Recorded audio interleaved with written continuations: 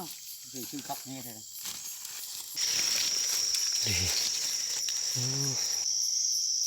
ได้สี่เต็มอยู่ตรงไหนสิแนวนี้บ่เห็นแล้วตัวนึงเห็นแล้วตัวนึง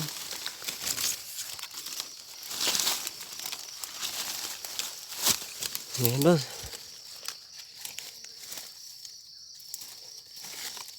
ชุดนี้กับชุดก่อนนี่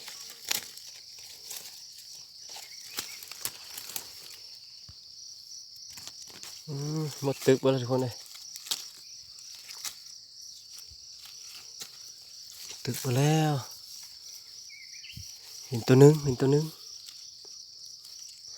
อีกสองตัว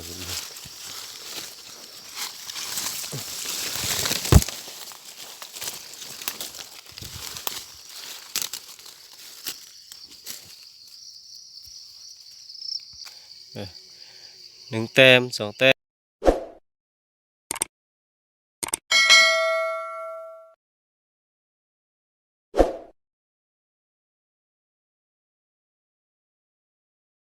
หลังจากที่กินข้าวกินน้ำยากอะคอยก็สิได้เฮาไปฝึกบ้างกินมะปรางก่อนวันนี้นะว่าสุพรรณเฮาก่อนแล้วได้ลุ้นติดตามไปเลยทุกคนเลยมันสิได้สิมาหรือบ่เนี่ยก็มะปรางอยู่เคอร์บอนแล้วนะมานอนเฝ้าก็มะปรางเลยนะทุกคนเลยย่างอีสองก๊กมีท่านไปเลาะเบิ่งฝึกยิงอยู่นี่ก็สิดึกๆจะไปเลาะเบิ่งบางทีเห็นเฮานะ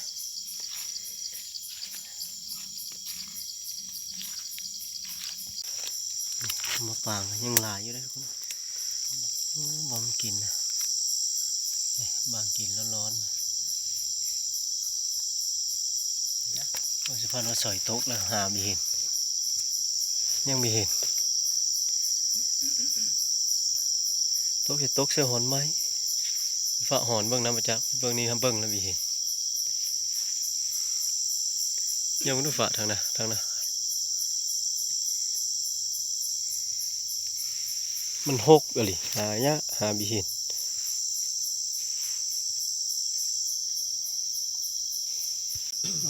ไปหาไม่เห็นมาสุพรรณหาเห็นละโอ้เด้อเย้น้อยอยู่บางน้อยบางกระเล่นมันอยู่กาบไหมตกลงมาแล้วจ้ะหายะมันหกเลยก็แค่นี้แหละตัวยังอีกตัวนึงมั้งยังตัวใหญ่ไม่เห็นเนาะ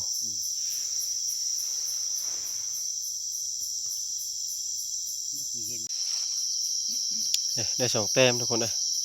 หาไม่เห็นตัวนึงตัวใหญ่ซ้ำไม่เห็นบ้างกันไน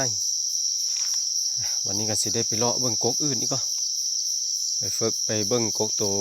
บ้าสุพรรณเนาะเห็นเฮานะมาชุดก่อนนี่นะไปลุ้นเต็มเลยทุกคนเลยมันสิได้สิมานหรือเปล่ามาฮอแล้วก็มาปางก่อนทุกคนเลยกกใหญ่เลยได้ว่าสิพ่อเห็นกับพี่พ่อใช่เสียงบ้างคือสมอยหกลิกกนี่สิ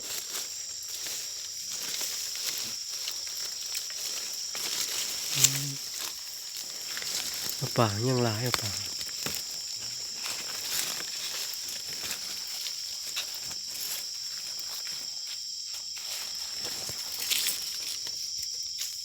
บ้างกินไม่ไหม้เลยเปะอยู่เลยกินไม่ไหม้แต่มันเยอะขึ้นบีเห็นมันหกเห็นมันก็หอกจริงเลยหอกก็หอกเลย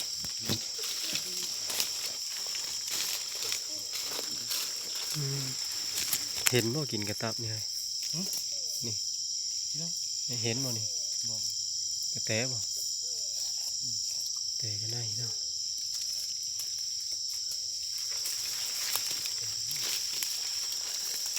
ยังอีกกงนึงบ่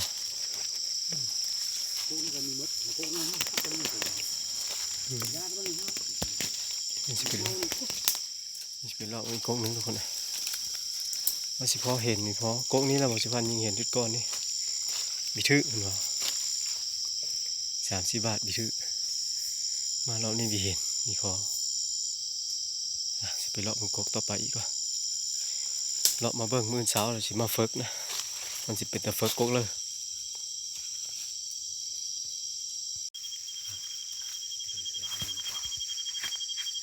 ตัวบ้านเฮามีเห็นพวก กกสูงเนาะ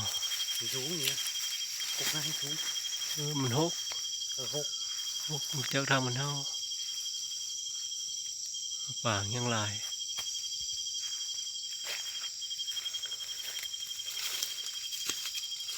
ไปเบิ่งกกน้ำบ่ ติดถึงเงานะ ว่างบ่ บ้านกันแล้ว ฮะสามบ้างนะบ่ มาแล้วก็ข้าวนะ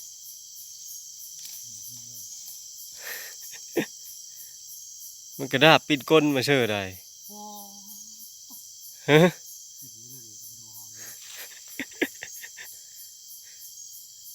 เอาเบิ่งดูว่างใหญ่จังดีเนาะมันมีท่านตกแล้วเจ้ายิงกันเลย ตกบ่ มันปิ่นก้นมาเชื่อจับกระดาบอยู่งา อ้าวชื่อคักนี่เลยเก้าชื่อฟังคือสีแม่นรอดเด็กรอดอันนี้ เห็นเลยว่างใหญ่จังดีเนาะ คอยไล่ให้กันนี่มันรอดคือเพอรอดนึงเลยยังรอดอยู่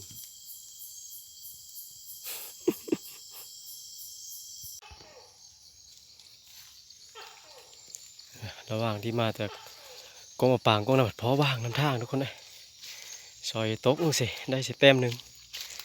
อันนี้ก็สิไปต่อกงมะปางก็นะไปจอบมันกงมะปางก็นะบางทีเพาะน้ำทางอีกทุกคนเลยหมานอยู่ได้เหมือนได้ออกแต่บอลแล้วก็ได้แต้มหนึ่งรถ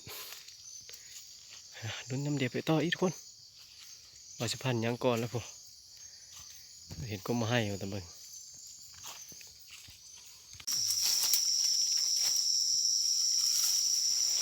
กบที่สองเลยทุกคนเลยเยอะโหยเลยนะกบนี่สิเห็นนี่มันกินนะกินไม่ไหม้เลยบ้างกินเลยมันเยื่อขึ้นไปเห็นมันหกโอ้กบใหญ่เลยกบบักใหญ่เนี่ยกบบักใหญ่เลยสูงมาสมพออยู่เลยบรรดากระเหาะสีเฮาดูบอทั้งนั้นเห็นบ่มันกระเหาะกินกัน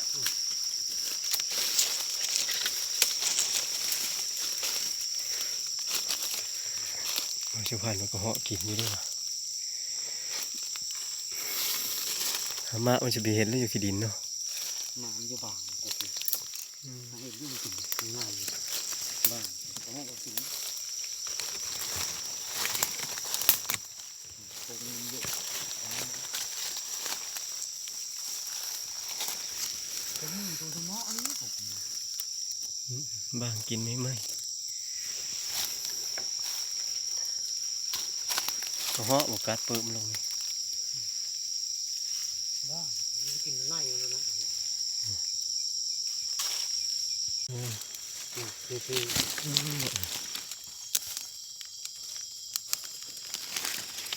ว่ามดคือมีมะดิบอยู่เนาะมาดิบ บ้างกินส้มกินนี่ กัดเด้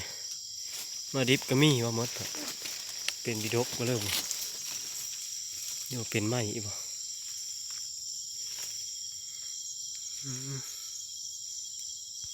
เนี่ยกองมะปางก็เห็นมดคู่กกเลยวันนี้ทุกคนเลยมันหกยังบ้างนึงมีเห็นมันมีแต่มืออื่นสาวพอละสีมาเฟิกกระเหาะมันขึ้นบอนเดียวตัวนี้นะมีลุ้นอยู่มันสิกลับมือเฟิกยิงบ้างกองมะปางบอนนอนพอละมันแปลนได้ตัวนั้นนะยิงสบายได้อันนี้มืออื่นสาวพอละจึงมาเฟิกเห็นกระเหาะกัดมะดิบอยู่นะแต่ว่ามันเป็นสองป่านหมดเลยมาซุกก็มีมาดิบก็มีเมื่อเฟิกอยู่กกอยู่บ้านพอละทุกคนเลยบัดนี้ลุ้นน้ำเดียวมันสิได้สิมาหรือเปล่าตอนนี้กลับมาหอดกกเก่าอีกแล้วทุกคนเลยกบอนเคยบอนนี่แล้วนี่มาหอดกับบาสุพานกับซอยแล้วได้หาเก็บอีกคอยไปเลยยังลมปุบๆอยู่เลยยั่งอยู่เลยมองไหนดิปุกแทงนี้นะ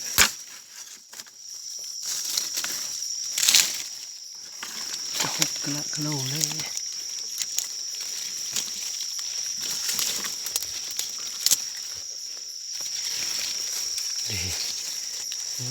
นี่มาเลยทุกคนมาเลย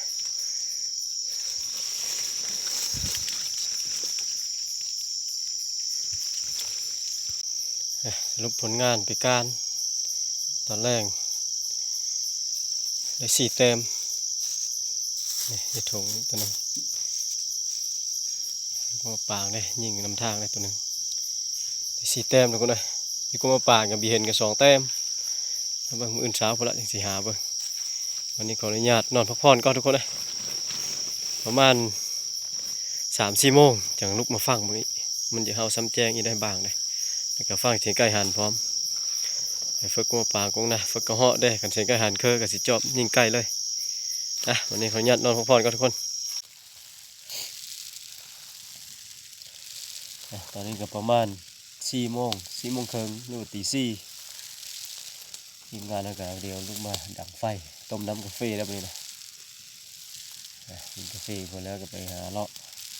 เพื่อกุ้งปางไปเช้ามานี่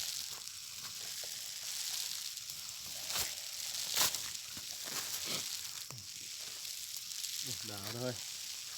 กูนอนอยู่ปีน้ำโมนี่พบเจอเป็นวัดพี่เนาะ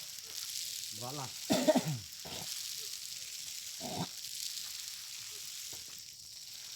วัดติใช่ดองมาเจอยินเสียงไก่หันเพิ่งเลยก่อนเอากาถือว่าคือกูมาปางฮะ กุ้งปางว่ะกุ้งปางไปนี่จอมมั้งนะ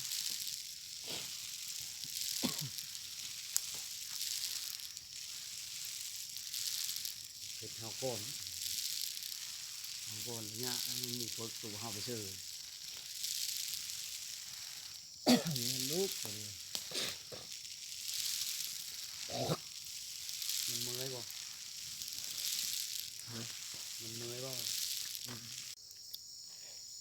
หลังจากที่กินกาแฟไปแล้วก็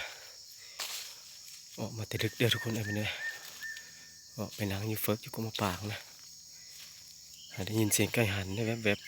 ๆสเบิ่งไปนี่ก็มันเคยได้ก็สิเอาจอบเบิ่งนะ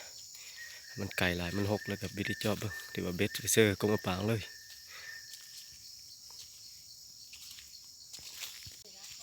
โอ้มาวันนี้ทีมงานกับว่าเพชรเพิ่นได้เอาเพชรกับแม่จันดีป่ะป้าเพื่อเห็ดเต็นติงนู่นนี่อยู่นะเอาเลย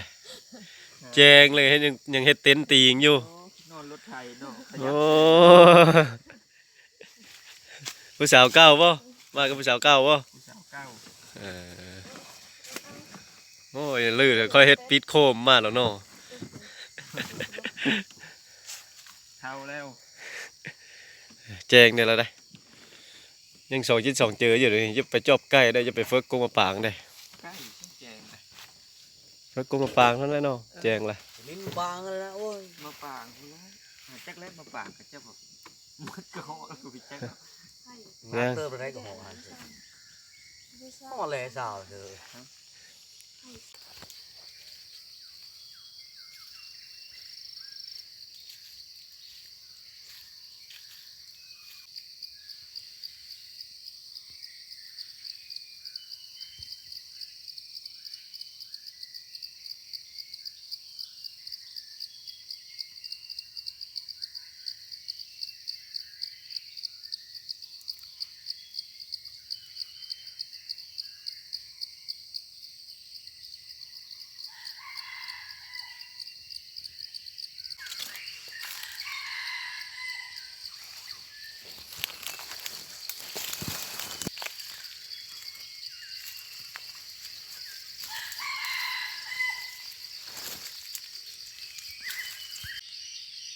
จอบใกล้อยู่อีมาแล้วทุกคนนะตัวนั้นอยู่ก็คือพี่เคยทางพี่คอยมาเบ็ดจะตัวมันหันนะแต่นี่ดีเลยกับตัวนั้นก็ไปพร้อมเลยตัวนี้ก็ไป2 ตัวโอ้มีม้าทุกคนนะกลับไปฝึกก็มาปากมันละแจงแล้วได้ตอนนี้ก็หมดปากเลยทุกคนนะนั่งฝึกมาก่อนนะ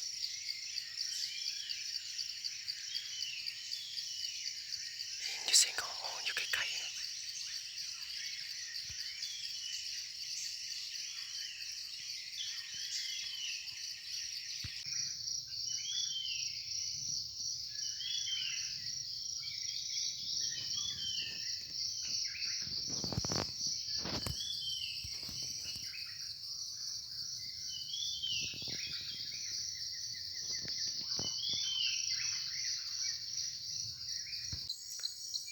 ะตอนนี้คอยฝึกก็มาปางกันแต่ดึกเพิ่นแล้วมาทุกคนเลยกับวิมานเลยนะมีได้จักแต้มเห็นกระเหาะก็เห็นแต่หางแว่วๆขึ้นไปมันหกกันละไม่เห็นมันทางทางมันลงกับสมอยเลยนะก็มาปางกันก็ในกับเฮาทางหลังซอยพิท่านเลยมันเห็นก่อนประมาณเลยฮะมันสิออกไปสมทบบ่าวสุพรรณเพิ่นฝึกก็มาให้จักสิได้สิมาหรือบ่รับเพิ่นกะเพิ่นคอยสิมีมาแล้วรอบนี้ตอนเช้านี่บ่ได้จักแต้มเลยกลับไปบ่อนบ่ละไปท่าบ่าวสุพรรณสมทบบ่าวสุพรรณบางทีก็ไปเบิ่งก็มาให้นะบ่าวสุพรรณโอ้ลุกแล้วบ่อ๋อตัวหาเสยหน้าคอยติ๊กเขาได้ช่วยเอาเพชรไปทั้งเลยเอาฝึกก็มาให้นะบ่มันมาสัมภูมิว่าได้บ่เพชรก็ไม่จันดีมาเช้าเต้นตียุดโลด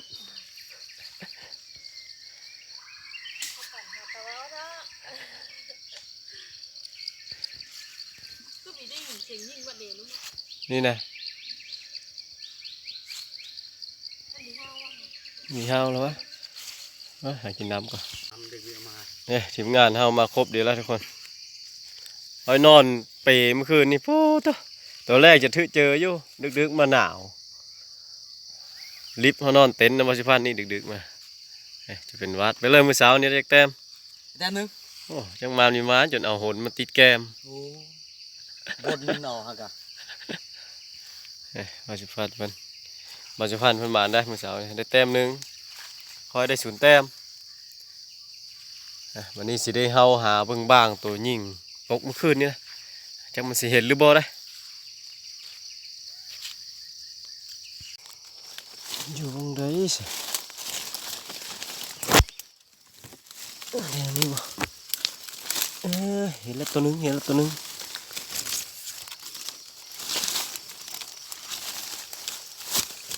บ่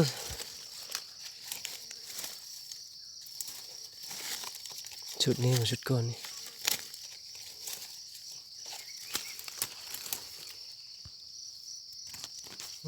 หมดตึกบ่แล้วทุกคนเลยตึกบ่แล้ว